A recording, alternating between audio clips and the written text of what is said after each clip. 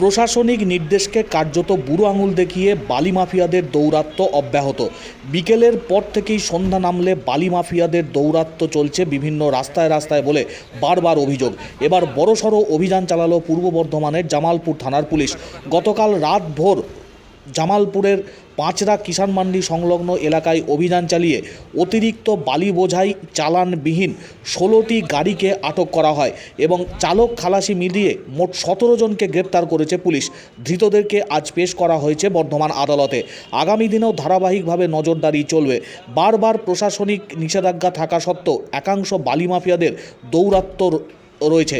দামোদর নদের বিভিন্ন জায়গা থেকে ওভারলোড বালি বোঝাই গাড়ি যাতায়াত করছে। এর ফলে গ্রামীণ রাস্তা যেমন ক্ষতিগ্রস্ত হচ্ছে, এলাকার মানুষও যথেষ্ট সমস্যার মধ্যে।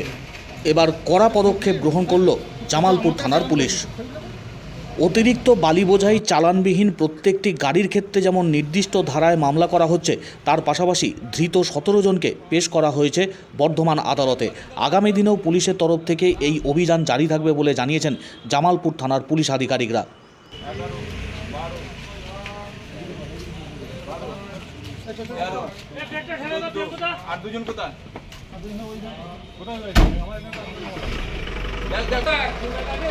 খবরদার